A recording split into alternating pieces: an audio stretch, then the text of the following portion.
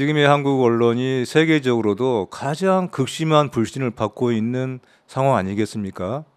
세계 최저 수준의 불신이죠. 그리고 그것을 실증적으로 보여주는 조사 결과도 있고요.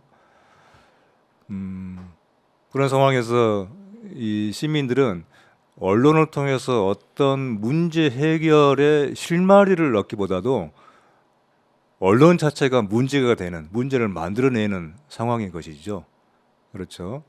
언론이 약이 아니라 오히려 독이 되고 있는 그런 상황이라고 많은 국민들이 그렇게 생각을 하고 있죠. 자, 그래서 아까 말씀하셨다시피 네. 그런 기존 언론의 독을 네, 풀어주는 네, 해독제 역할을 네. 민들레 상당히 그 뜻이 좋습니다. 네. 실제로 또 지금 이제 그런 기능을 조금씩 해나가고 있는 걸로 보이는데 네, 최근에만 봐도 언론 보도에 이제 그 심각한 문제점이 있었던 그런 몇몇 사례들이 있었죠. 근데 네. 뭐 특히 윤석열 정부 들어와서는 뭐 물론 이제 과거와 관련돼서도 있지만 네. 특히 이제 검찰과 언론의 어떤 그런 뭐 네, 흔히 말하는 뭐 유착 내지 지나친 어떤 그 뭐 동맹 관계라 할까 여기에 예. 따른 또 예, 그 우리 사실 이게 우리 사회에 엄청난 영향을 끼친단 말이죠. 주요 네. 그 정치 사회적 이슈로. 네, 최근에만 봐도 이제 뭐 그 윤미향 윤미향 의원. 윤미향 씨에 대한 그 윤미향 의원에 대한 그 1심 판결을 보면 사실 기소 단계부터 사실 많은 사람이 생각 있는 사람들은 좀 우려를 했었어요. 네. 그죠? 네, 저거 참 문제가 많은 기소다. 네, 근데 역시 1심에서 뭐 거의 뭐 90% 이상 무죄가 나왔고 네, 또 이제 그 유명한 김학의 네. 불법 출금 사건 네. 이 부분에 있어서도 그 많은 언론이 그렇게 크게 써대고 비난을 했었는데 역시 관련자들이 네. 뭐 거의 무죄가 다 선고가 나왔습니다. 물론 1심이긴 합니다만 네. 이게 한국 언론의 어떤 그 한국 언론 보도의 문제점을 일단 최근 사례 중에 가장 여실히 보여주고 있지 않나 이런 생각이 드는데 네. 그런 어떤 그 판결과 언론 보도를 보면서 어떤 생각을 하십니까? 네. 윤미향 의원 이른바 이제 윤미향 사태라고 일단 편의상 부르기로 하죠. 윤미향 사태 벌써 2년, 3년 된 일이죠. 그렇죠. 그렇군요. 네, 몇년 됐습니다. 애초에 이제 이른바 정의연대 사태가 발생하고 그것에 대해서 그야말로 언론에 파상 공세와 같은 보도가 이제 이루어질 때부터 그리고 그 같은 그 파상 공세에 이른바 보수 또 이른바 진보 언론까지 총 합세해서 거기에 대해서 그야말로 지면을 도배하듯이 보도를 할 때 그것이 갖는 문제에 대해서 사실 주목한 사람들이 없지는 않았죠. 하지만 매우 소수였죠. 이제 그것이 이번에 1심 무죄, 그러니까 1심의 대부분의 무죄 판결이죠. 이걸 통해서 그것이 얼마나 무리한 것이었는가가 이번에 확인이 되고 있는데요. 그런 점에서 민들레가 윤미향 1심 무죄를 계기로 해서 윤미향 사태에 우리 언론의 보도가 어떤 문제가 있었는지를 아주 집중적으로 좀 살펴봤습니다. 윤미향 이 1심 무죄 판결 보도를 또 이 하는 과정에서도 저는 이게 언론들이 가지고 있는 어떤 그 비겁한 점 이게 보여요. 무슨 얘기냐면은 무죄 판결을 인정하지 않으려고 하는. 맞습니다. 예컨대 우리가 이제 흔히 이제 자칭 보수라고 자칭 타칭이죠. 자칭 타칭 보수라고 칭해지는 언론들에서는 이걸 당연히 뭔가 못마땅히 하는 그런 보도들을 쏟아냈더라고요. 굳이 재판부를 또 공격하죠. 그렇죠. 예. 그리고 굳이 제목을 8개 기소 중에 단 1개에 대해서만 유죄가 나왔지만은 7개의 무죄가 아니라 1개의 유죄를 제목으로 뽑아서 또 이렇게 제목 그 보도를 했고요. 그리고 이것은 다만 1심에 불과하다 또 이런 식으로 논주를 펴더군요.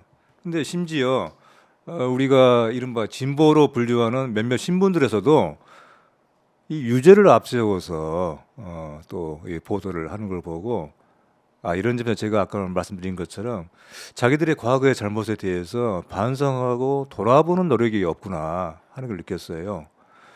그래서 이것은 3년 전, 2년 전에 정의연대 사태를 보도했을 때의 문제가 여전히 이것이 상당 부분 그 근거가 없는 것으로 밝혀진 것을 보도하는 과정에서도 또 거의 같은 잘못을 범하는구나. 자기의 잘못을 돌아보지 않고는 거기서 발전이 없는 거 아니겠습니까? 아마 앞으로 또 이와 같은 사태가 벌어지면은 또 같은 잘못을 범하게 될 거라 하는 것을 예고하는 것이죠. 예컨대 이번 윤미향 재판의 1심 결과를 한마디로 요약을 하자면은 저희 민들레인제 기사에서 그렇게 그 요약을 했습니다. 8개의 기소 중에 7개가 문제인데 하지만 이것을 더 나아가서 수사 또 기소 전 단계에서 애초에 혐의가 제기됐지만은 기소가 되지 않은 게 12개가 있었거든요. 네. 그러니까 총 20개이죠.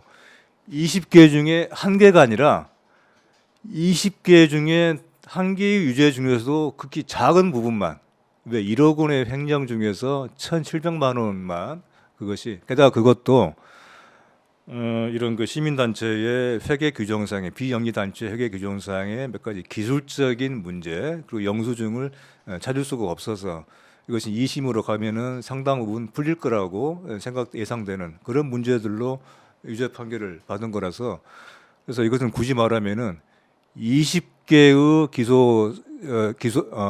혐의 중에서 19.8개가 무죄 판정이 난 것이고 0.2개만 유죄 판결을 받은 것이다. 그렇게 저희들이 이제 규정을 했어요. 이것이 이번 1심 무죄의 진실입니다. 예, 결코 이것이 윤미향 유죄, 일부 유죄 이런 식의 제목으로 이 1심 무죄를 보도해서는 안 되는 거라고 봐요. 예. 그 전통적인 수법이죠. 사실은 언론이 네. 그만큼 그 전에 자기네가 그렇게 몰아붙여놨기 때문에 네. 마구 일종의 마녀사냥이잖아요. 네. 해놨기 때문에 이제 이런 재판 결과가 나오면 꼭 지금 보면 양쪽으로도 말이 안 되는데 꼭 네. 일부 유죄, 뭐 그렇습니다. 일부 무죄, 그렇습니다. 뭐 조금 장난을 치는 것 같기도 하고 사실은 또 네. 지금 말씀하신 대로 여전히 보도에 반성은 안 하고 그렇습니다. 우리가 한 거를 정당하기 위해서 일부 무죄랑 이런 표현으로 이제 피해가는 거죠. 뭐 네. 일부 무죄 하는 식으로. 네. 근데 사실 기소 단계에서도 그 전까지 뭐 숱하게 혐의를 쏟아냈던 언론에 나왔던 이게 많이 빠져나갔단 말이에요. 그때도 그죠. 예. 근데 그나마 추려서 올린 건데도 네. 또 이렇게 다 무죄가 나왔다는 참 네. 심각한. 네. 단지 법원의 무죄 판결이 있어서가 아니라 사실은 어떤 지금 재판 과정에서도 상당 부분 이런 것이 재판의 어떤 여러 가지 그 신문 또 진술 증거 제시를 통해서 검찰에 의해 제기됐던 혐의가 상당히 무리한 것이 많았다고 하는 것이 이미 밝혀져 왔거든요. 그렇다면은 언론이 지금 여기서 보여야 되는 것은 과거 자신들이 그 많은 지면을 통해서 제기했던 의혹들 그리고 그 같은 의혹들에 대해서 자기들이 가졌던 그런 여러 가지 그 태도들이 과연 온당했는지에 대해서 스스로 돌아봐야 돼요.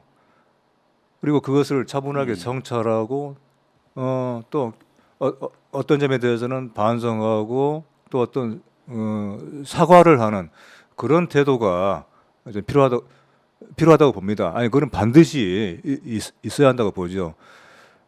근데 그런 태도를 보이는 언론을 최소한 제가 봤던 신문들에서는 찾아볼 수가 없었고요. 특히나 이제 그런 점에서 우리가 이제 많이 기대를 하고 있는 오마이뉴스라든가 민들레 같은 매체들도 어떤 하나의 크게 우리랑 같이 좀 뜻을 같이 하는 매체라고 볼 수 있는 그런 매체들에서도 그런 노력이 거의 없다. 그런 점에서도 제가 아까 말씀을 드린 것처럼 자성, 반성이 없는 언론이 한국 언론의 고질병이구나 하는 것을 이번에 다시 한번 또 확인을 했죠. 네.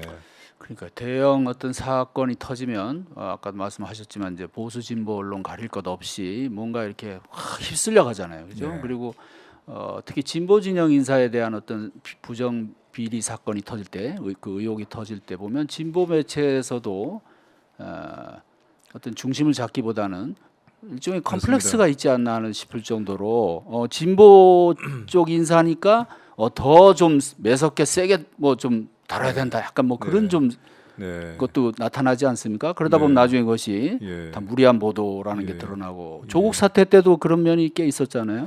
그렇습니다. 사실은 좀 더 높은 엄격성을, 좀 더 높은 도덕성을 스스로에게 부과하는 거, 그거는 바람직하다고 봅니다.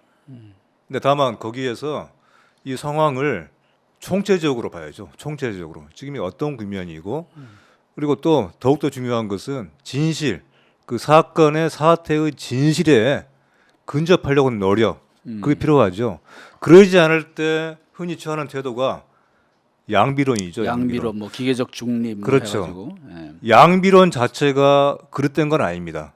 어떤 사안에 대해서는 양비론이 필요할 때가 있죠. 문제는 그 양비론이 아주 표피적일 때, 아주 형식적인 양비론일 때, 그래서 뭔가 A와 B가 있을 때 A에 대해 비판하면은 무조건 B에 대한 비판을 나란히 양립시켜야 되는 것이 마치 이것이 중립적이고 균형 잡힌 보도인 것처럼 그렇게 생각하는 거, 이것은 사실 그 매우 비겁한 것이죠. 그 저는 이것은 어떤 객관주의 또는 뭐 중립주의 이런 걸 떠나서 지적인 나태라고 봐요. 지적인 나태. 어떤 사안의 핵심, 사안의 본질에 대해서 들어가지 않으려고 하는 매우 바깥쪽에서 아주 그 얕은 시각에서 표면만을 보고 사태를 판별하려고 하는 그런 나태한 태도가 낳는 양비론이다. 그래 생각을 하는데요. 이 같은 나태한 얕은 표피적인 양비론이 지금 우리의 이른바 진보 언론의 어떤 전염병처럼 퍼지고 있어요.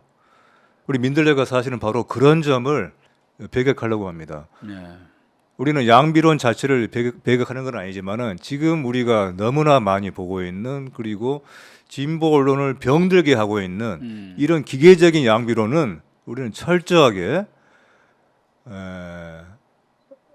배격하려고 한다. 그것이 우리 민들레의 지향 중에 또 하나이다. 예.